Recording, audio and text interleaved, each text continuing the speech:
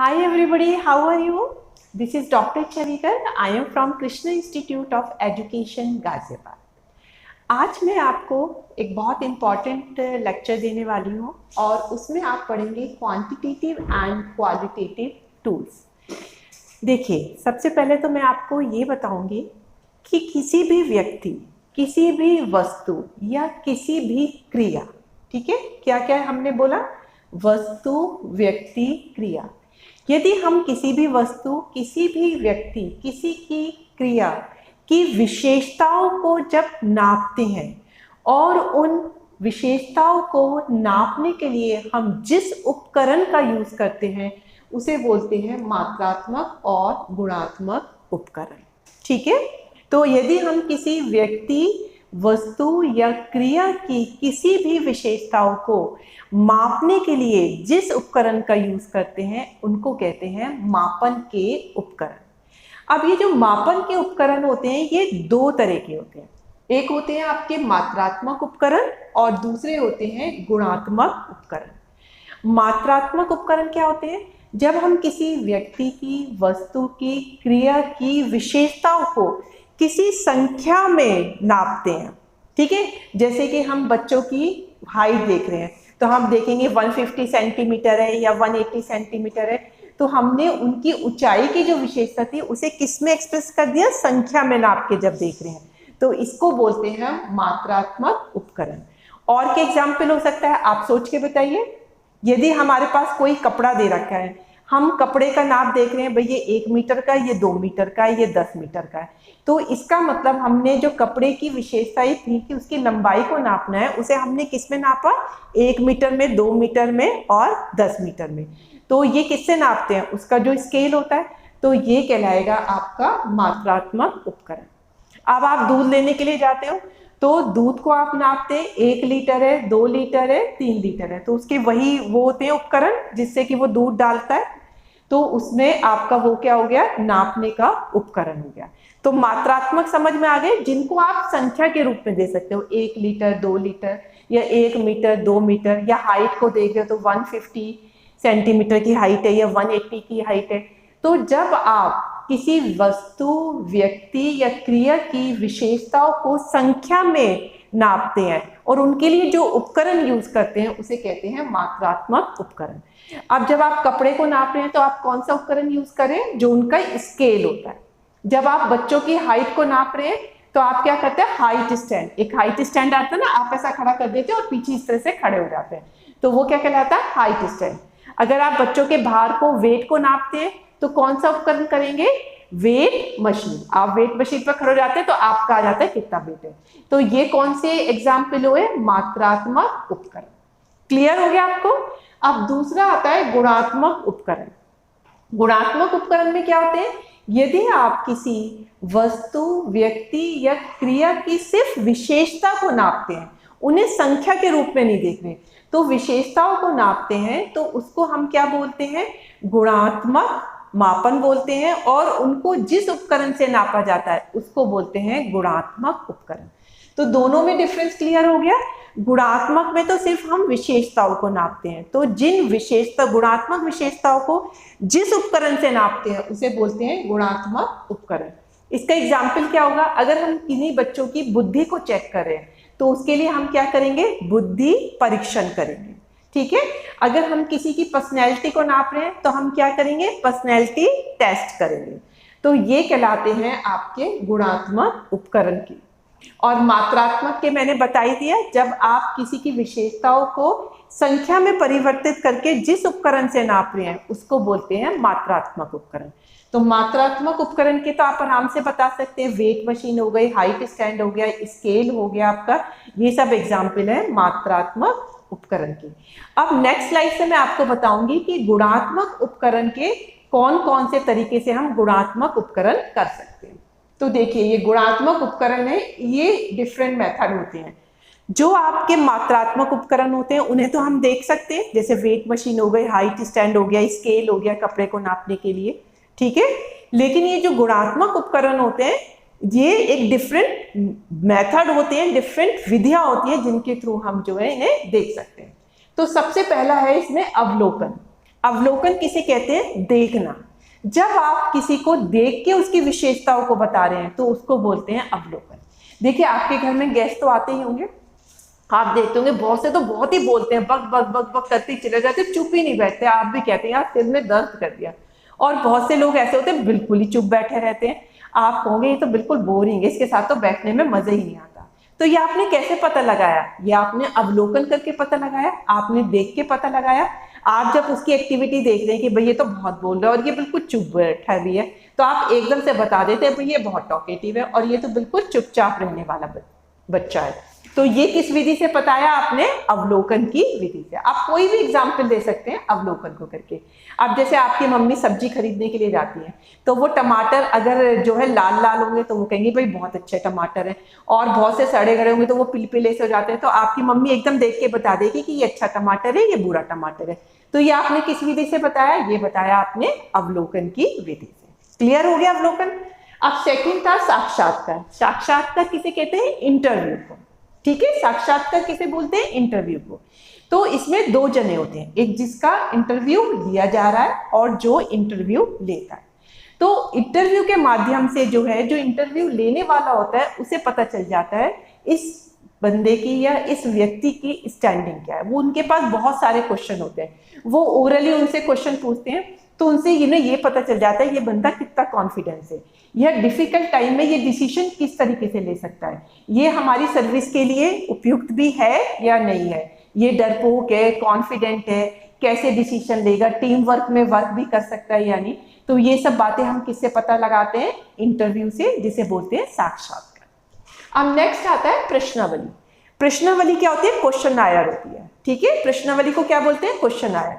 तो क्वेश्चन आयर भी जो है साक्षात्कार की तरह ही होता है, लेकिन दोनों में फर्क क्या होता है? साक्षात्कार तो ओरल होता है, मौखिक रूप से पूछा जाता है, और प्रश्नावली में हम एक क्वेश्चनायर बना देते हैं, बहुत सारे क्वेश्चन लिख देते हैं। वो क्वेश्चनायर हम जो है बच्चों को दे देते हैं या किसी भी व्यक्ति को दे देते हैं, उन्हें उनके आंसर लिखने पड़ते हैं। तो फिर उन आंसर को देख के हम पता लगा लेते हैं भाई ये बच्चा कितना कॉन्फिडेंट है, इसमें टीम वर्क कितना है, और ये जो है कैसे डिसीजन लेता है, ये रेशनल डिसीजन लेता है या नहीं, क्योंकि वो क्वेश्चन उसी हिसाब से बने होते हैं। तो ये कहलाती है प्रश्नावली या क्वेश्चनरायर मेथड। अब नेक्स्ट है आपका श्रेणी मापनी। अब श्रेणी मापनी भी प्रश्नावली की तरह ही होता है, लेकिन इसमें क्या होता है? प्रश्नावली में तो सिर्फ क्वेश्चन होते हैं, आपको आंसर लिखने पड़ते हैं। श्रेणी मापनी में क्या होता है? क्वेश्चन के आंसर भी दिए हुए होते हैं, वो काफी मिलते जुलते दिए हुए होते हैं, बड़े कंफ्यूजिंग से दिए हुए होते हैं, तो फिर बच्चों को उनके आंसर लगाने होते हैं। तो उनके आंसर से पता चल जाता है कि बच्चा किस तरीके से जो है उनका आंसर दे रहा है। जैसे आपने फीडबैक फॉर्म तो देखे होंगे कि कॉलेज में भरते हैं टीचर का फीडबैक लेने के लिए, तो उसमें लगा देते हैं भाई ये गुड है या बेटर है या बेस्ट है, आप सिर्फ टिक लगा देते हैं, आंसर उन्होंने अपनी तरफ से दिए।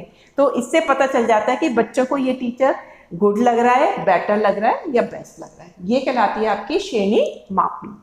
फिर होता है छात्रों द्वारा निर्मित वस्तुएं। अब हम कभी कभी आपने स्कूलों में देखा होगा एग्जीबिशन लगाते हैं, कोई तो इसमें वेस्ट मटेरियल से बनाता है, कोई बहुत ही पेंटिंग बनाता है, तो डिफरेंट टाइप की एग्जीबिशन लगती है। तो बच्चों की बनाई हुई चीजों को देख के हम ये पता लगा लेते हैं बच्चा किस चीज में उसकी रुचि है।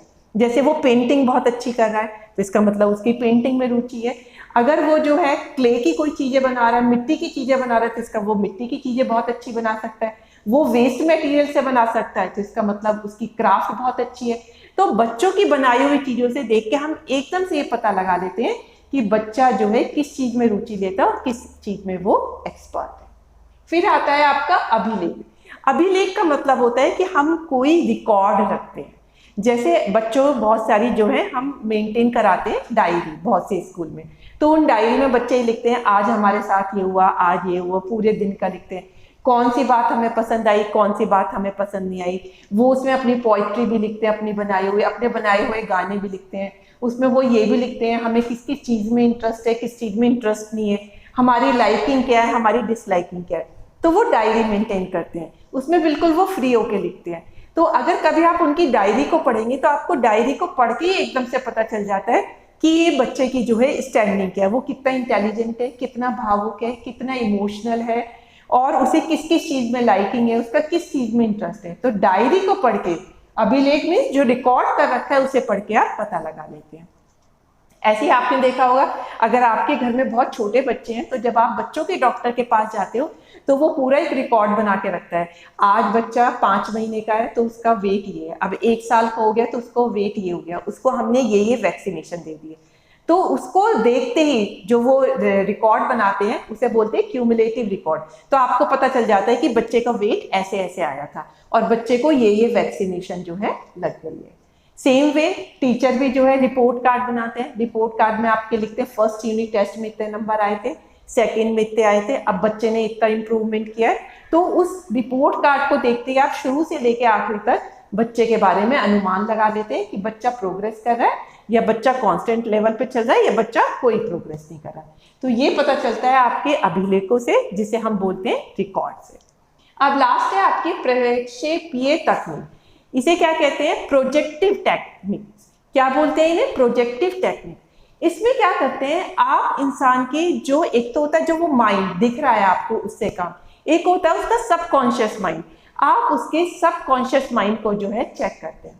फॉर एग्जाम्पल बच्चों को आप कहीं पे लेके जा रहे हैं, वहां पर कोई जो है आपको पता चला कि कोई भूखा व्यक्ति है और वो उन बच्चों से कुछ मांगता है। कोई बच्चे तो उसे 10 का नोट निकाल कर दे देते हैं, कोई उन्हें झिड़क के चल देता है। तो इससे आपको ये पता चल जाता है कि भैया ऑल ऑफ ए सडन हुआ, बच्चों को तो पता नहीं था कि उनका टेस्ट लिया जा रहा है। तो जिस बच्चे ने 10 रुपए निकाल के दे दिए, इसका मतलब वो इमोशनल है, उसे दूसरे के सुख दुख से फर्क पड़ता है। और जो बच्चा उन्हें झिड़क के चला गया, इसका मतलब उन्हें सुख दुख से कोई फर्क नहीं पड़ता और वो थोड़ा ब्लंट बच्चा है। तो इस तरीके से आप अचानक में जब किसी के भी अचेतन मन को, सबकॉन्शियस मन को चेक कर लेते हैं तो उसको बोलते हैं प्रोजेक्टिव तकनीक या फिर प्रक्षेपीय तकनीक। तो इस तरीके से हम गुणात्मक उपकरण के ये श्रेणियां होती है। तो मात्रात्मक तो जिन्हें हम देखते हैं, जैसे हाइट स्टैंड हो गया, वेट मशीन हो गई, ये तो थे मात्रात्मक उपकरण। अब गुणात्मक उपकरण क्या हो गए? अवलोकन, साक्षात्कार, प्रश्नावली, श्रेणी मापनी, छात्रों द्वारा बनाई हुई वस्तुएं, अभिलेख और प्रोजेक्टिव टेक्निक। तो इन मेथड से आप किसी की विशेषताओं को पता लगा सकते हैं। अब मैं आपको नेक्स्ट स्लाइड में बताऊंगी ये जो हमारे उपकरण होते हैं इनमें कौन कौन से गुण होने चाहिए।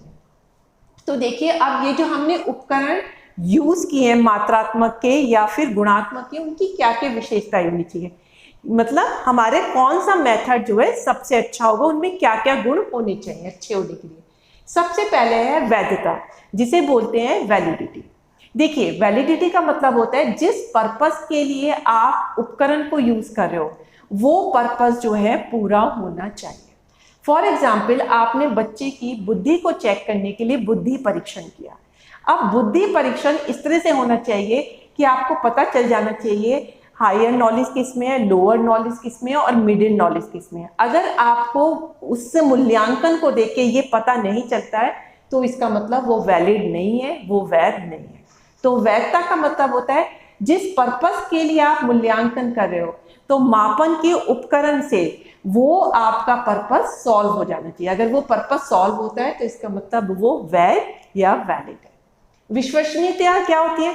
विश्वसनीयता का मतलब है कि आपका जो रिजल्ट है वो बिल्कुल रिलायबल है, उसमें कोई भी इफ एंड बट्स नहीं है। फॉर एग्जाम्पल, आपने किसी बच्चे का जो है बुद्धि परीक्षण किया, 4 बच्चों का आपने किया जनवरी में। अब आपको पता चल गया उसमें से कुछ बच्चे तो बहुत ही अच्छी बुद्धि के और कुछ जो है बिल्कुल ही लोअर, मतलब निम्न बुद्धि के। अब आपने 4 महीने बाद किया, 4 महीने बाद भी यही रिजल्ट आता है, तो इसका मतलब ये जो हमने पहले निकाला था उसका बुद्धि परीक्षण वो बिल्कुल विश्वसनीय, क्योंकि वो चेंज नहीं हो रहा है, क्योंकि बीच में जो निम्न स्तर के बच्चे थे उनको कोई ट्रेनिंग नहीं दी गई थी अच्छा बनने के लिए। तो ये कहलाती है आपकी विश्वसनीयता। अब वस्तुनिष्ठता क्या होती है कि वस्तुनिष्ठता का मतलब है जो बंदा टेस्ट ले रहा है उसका उस रिजल्ट पे कोई प्रभाव नहीं होना चाहिए। क्योंकि कभी कभी आपने देखा, अगर आप किसी का ओरल टेस्ट ले रहे हो, अगर टीचर का जो है स्टूडेंट फेवरेट है तो स्टूडेंट आंसर गलत भी कर रहा होगा तो भी वो उसे मार्क्स दे देगा। तो इसका मतलब उस वाले जो उपकरण को उसने किया है, ओरल टेस्ट लिया है, उसमें वस्तुनिष्ठता नहीं है, क्योंकि उस टीचर की बच्चे से रैपर्ट अच्छी थी इसलिए उसने उसे मार्क्स दिए। तो हमें ये देखना जरूरी है कि उसमें वस्तुनिष्ठता होनी चाहिए। फॉर एग्जाम्पल, हमने दोनों बच्चों का टेस्ट लिया, 2 अलग अलग टीचर से टेस्ट दिलवाया, लेकिन दोनों ही टीचर उसे वही मार्क्स देते हैं, मतलब मोर और लेस सेम से ही मार्क्स देते हैं। इसका मतलब टीचरों ने कोई पार्शलिटी नहीं दी है, जैसे बच्चे की बुद्धि है उसी हिसाब से मूल्यांकन किया है। तो ये कहलाती है वस्तुनिष्ठता या ऑब्जेक्टिविटी। फिर होता है आपका मानक। मानक का मतलब होता है हम कोई भी मेथड लें, कोई भी उपकरण लें, लेकिन उसके कुछ नॉर्म्स होने चाहिए और उन नॉर्म्स को करते हुए ही हमें करना चाहिए। फॉर एग्जाम्पल हमने अवलोकन मेथड लिया। अवलोकन मेथड का मतलब यही है कि हमने बस 1 मिनट देखा और बता दिया। हो सकता है कि अब हम किसी को टॉकेटिव कह दें और किसी को कह दें बिल्कुल चुप बैठे हैं, तो ये मानक नहीं है। मानक का मतलब है कम से कम आप आध घंटे उन्हें देखेंगे तभी तो बताएंगे कि हाँ भाई व्यक्ति बहुत बोलने वाला है या बहुत चुप रहने वाला है। तो इनके भी कुछ मानक होने चाहिए, कुछ नॉर्म्स होने चाहिए। उन नॉर्म्स को जब वो पूरा करते हैं तभी माना जाएगा कि उसमें बिल्कुल ठीक है। नेक्स्ट है आपका विभेदकता। विभेदकता का मतलब होता है डिस्क्रिमिनेशन, कि जब भी आप बच्चे से कोई टेस्ट लेते हैं तो ये नहीं उस टेस्ट पेपर में बहुत ही डिफिकल्ट क्वेश्चन डाल दिए जाए या बहुत ही इजी क्वेश्चन डाल दिए जाए। आपको क्वेश्चन पेपर ऐसा बनाना चाहिए कि उसमें कुछ इजी भी क्वेश्चन हो, कुछ मिडिल लेवल के भी क्वेश्चन हो और बहुत हायर लेवल के भी हो। तभी आप बच्चे की बुद्धि का परीक्षण कर सकते हैं। क्योंकि अगर जो बहुत मेरिटोरियस बच्चा होगा वो तो जो बहुत ही हाई लेवल के क्वेश्चन है उन्हें भी कर लेगा, लेकिन जो थोड़ा सा लोअर लेवल का होगा तो वो तो कर ही नहीं पाएगा, तो वो तो हर सब्जेक्ट में फेल होता रहेगा। तो इसीलिए जब भी टीचर क्वेश्चन पेपर बनाती हैं तो उसमें कुछ आपके क्वेश्चन इजी होते हैं, कुछ मिडिल लेवल के होते हैं और कुछ जो है आपके हाई लेवल के होते हैं। तो इस तरह से क्वेश्चन में डिस्क्रिमिनेशन कर दिया जाता है, जिसे बोलते हो आप विभेदकता। फिर होता है व्यापकता।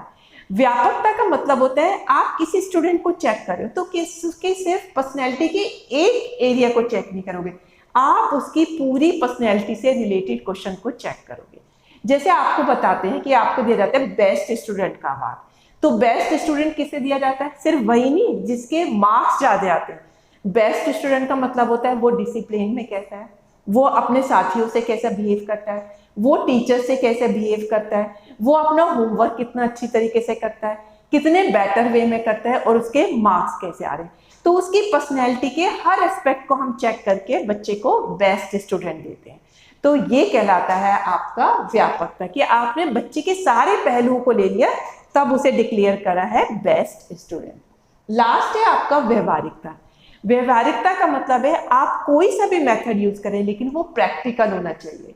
आपको देखना चाहिए उसमें टाइम कितना लगेगा, उसमें मनी कितनी खर्च होगी और जो टेस्ट ले रहा है वो उसे आराम से बना भी देगा या नहीं, और जो बच्चा टेस्ट दे रहा है वो उसके आंसर भी दे देगा या नहीं। तो आपको सब चीज़ों को ध्यान में रख के बनाना चाहिए। टेस्ट इजी भी होना चाहिए, थोड़ा सा डिफिकल्ट भी होना चाहिए। तो आपको ये कहलाता है आपका कि ये प्रैक्टिकल होना चाहिए, व्यवहारिक होना चाहिए। तो जिसमें ये सारी चीज़ें होती हैं तो वो माना जाता है वो बहुत ही अच्छा मापन का उपकरण है या मापन की विधियाँ है।